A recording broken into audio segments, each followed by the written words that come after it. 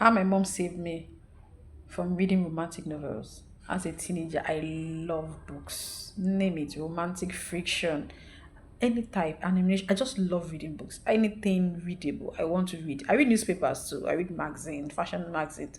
I love reading. Anything read just gets my attention.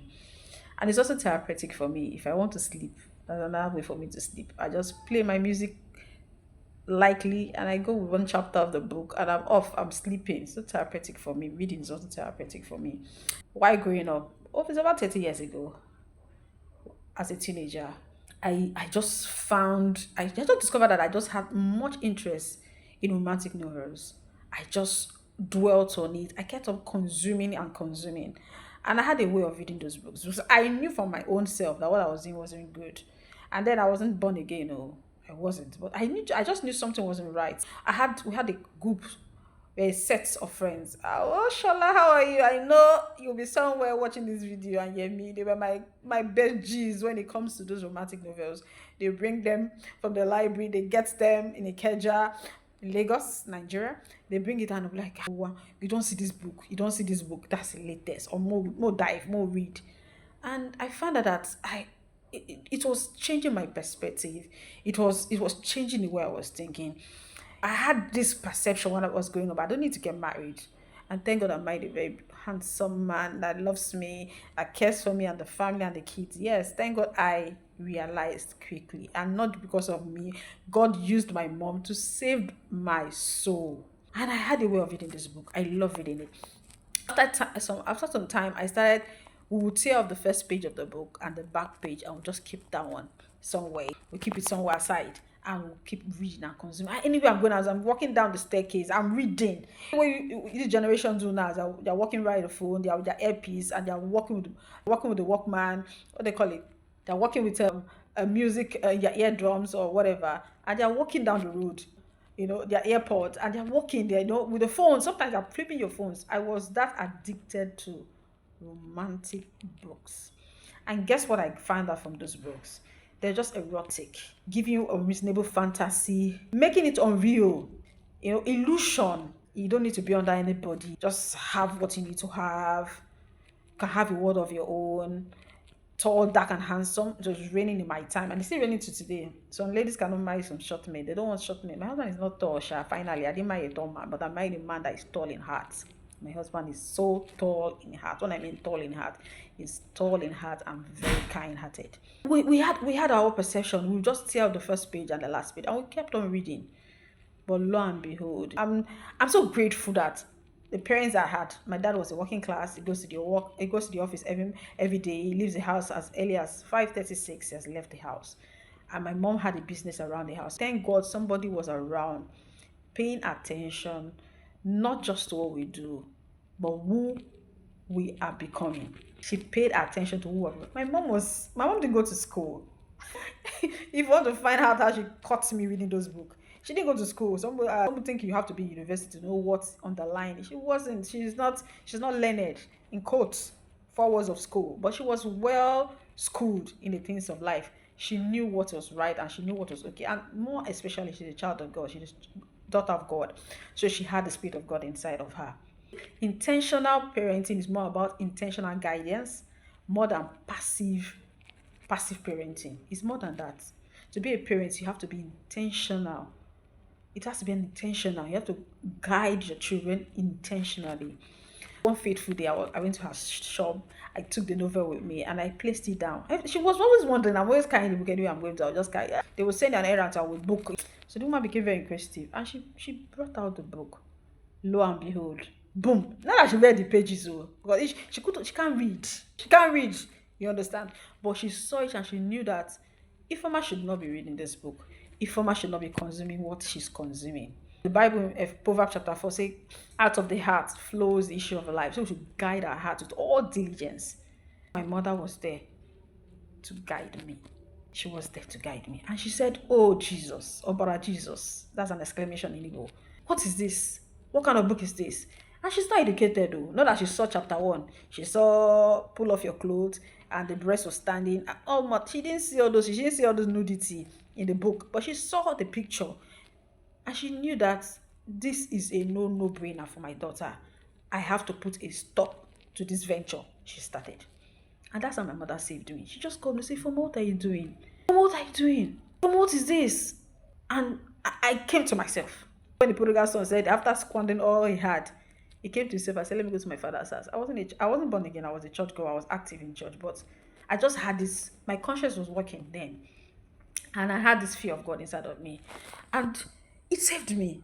All those romantic book, there is a no-brainer for you to go into. It's an advanced method of pornography.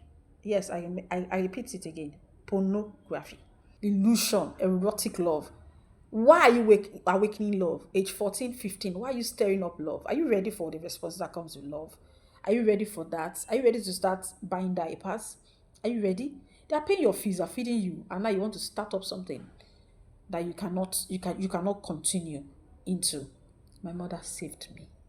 Dear parents, I'll urge you to pay attention to your words, to your children. Caregivers, pay attention to what's happening in your class. If you look closely, you will see a whole lot of things that are not in line, and you'll be able to put a check to it, like what my mom did. She was able to do that. I just imagine if both of them were working class. I don't know what have become of me. I don't think I would even get married. I don't think so. Because the mindset I was having was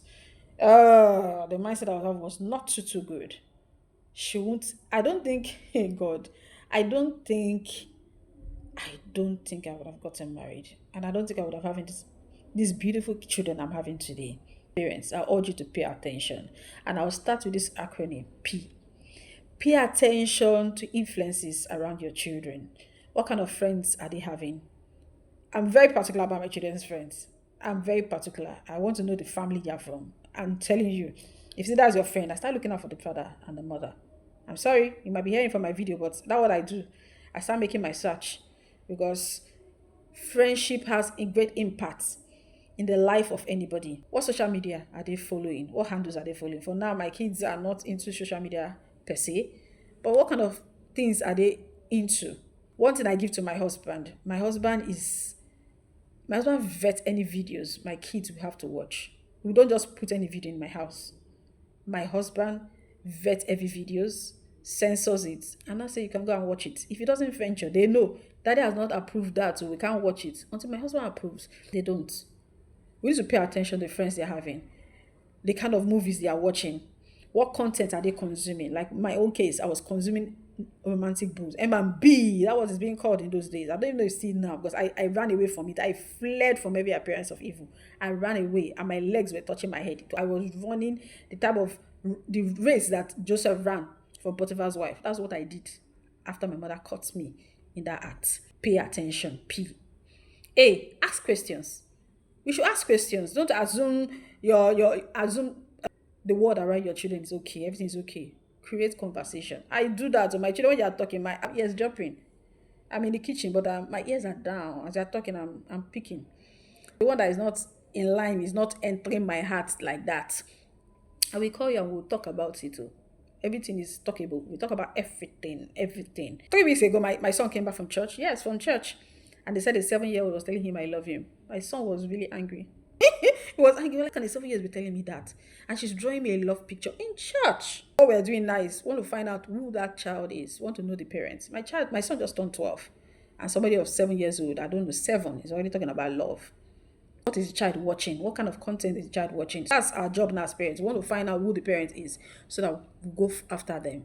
But my son knows what to do. My son was angry. If it was my son before, I'm sure he would have given her a dirty slap. But we've taught him not to be violent to anybody. Report any case that you don't like. Anything you don't like, report them. Ask questions. Put your ears down. Your ears should be down, as in your house, it should be down. Pay attention to anything that is not being said, that is unsaid. They might be saying some things, but underlining those things they are saying, you can get information that can save your family. Why? Yield time to them. Yield time to them. You need to pay time. Pay attention. I was once in the corporate world. I work in the bank for 11 years. And I knew what it did to me. I didn't have time for my children, but I was glad my husband had time. He was able to go and pick them from school, drop them. Someone was available, but it wasn't easy. I had support. I'll talk about that in my next video. I had support. I had parental support. I had siblings around that were helping me. It wasn't an easy case. I partnered with the school. It was a big thing for me. Yield time to them. Create time. Let every moment be memorable. Make out time for them. It's very, very needful. Or else they'll go somewhere else. If you don't create time for them, someone else is creating time for them. So you don't want someone else to do that when you are there and you're alive. Make out time. Yield time for them is very critical. A, attention. A, letter A. Address issue easily. Don't wait until small concerns becomes a major problem. Don't wait. Like what I talked about my son. We told him what to do, but I'm still waiting to know. And thank God my sister-in-law works in the children church. So she's already put in the eyes for us to know who the parent is. And when we know the parents, we're going to discuss and have dialogue, because you can't come and pollute my own seed. I'm not training my children for you to come and pollute. It's not going to be allowed. No, no, no, no, no, no. Because what we hear is a gateway to the heart. And Bible told us in Proverbs chapter 4, it's a guide the heart with all diligence, for out of it flows the issue of life. I won't allow you to come and contaminate the seed that I'm working on. No. I'm working on my ground. I'm nurturing it. I won't allow you to come and put weed. It's not possible. T, teach biblical principles. I want to see those parents, want to know what they are teaching their daughter, and want to encourage them to come and join the community to learn biblical ways on how to nurture a child. Book of Solomon also mentions, do not awaken love, my dear. Why you want to awaken love? Age 11, 12, 13. What are you doing with that? Face your book. That's the slogan they hear a lot in the house. Read your book. Pay attention to your book. Teach them biblical principles. And when they ask questions, give them answers according to God's perspective. Let them ask questions. Don't just say yes. Don't just say no. Let them know the why. And let them have reasons for those examples you're giving. T, talk without constantly condemning. Like what my mom did. She has never mentioned that until today. I'm over 45. I'm getting to 45 now. Almost 45 years. I'll be 45 a few days from now. And she has not mentioned it after how many years? More than 30 years. She didn't mention it again. She talked about it. It died there. And I didn't make an attempt to go and get those books. I read other books now. Lovely, lovely books. I read a lot. To me, reading is, I love books. It has a way of drawing me close. See, talk without constantly condemning, like I mentioned before. Talk about it without condemning. Don't. So children are afraid of our reaction when we're always condemning. So that you're okay, really? It to be boiling your heart. Some things they will say sometimes it to be boiling. Ay, God, I want to condemn, but I'm just, Holy Spirit, help me not to talk. In my heart is saying, Lord, give me wisdom. And the wisdom will come. E, establish boundaries. This is very necessary. Establish boundary. Love does not mean unlimited access to everything. It's a lie. Love does not give you unlimited access to everything. No. There should be boundaries. And notice changes. Like my mom, she noticed changes. She noticed the way I was carrying those books. In a special way, I'll just carry this novel, kitchen, everywhere, toilet.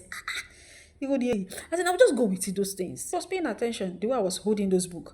I think it was the book of life I was holding. That's the passcode to my life. I was paying attention. Notice every changes in your children. T, train. Don't just control the goal. Don't just control. The goal is to raise children who behave. Don't just control. The goal is to raise children who don't just behave to behave well. You have children that are behaving well. No, the goal is not to raise children that just behave well. No. Is to raise children who have godly discernment. The goal is to raise children who have godly discernment. That's the goal. Train. Don't just control. Train. The Bible says we should train up a child in the way that he should go, that when he grows up, he won't depart from it. Pay attention to the methodology you're using, terminologies, the curriculum you're using. Pay attention to this. Pay attention to every details while you're at it. You cannot guide what you refuse to notice. You cannot guide what you refuse to notice. You cannot guide what you refuse to notice. Were you blessed today? Thank you. See you in the next video. Have a nice day.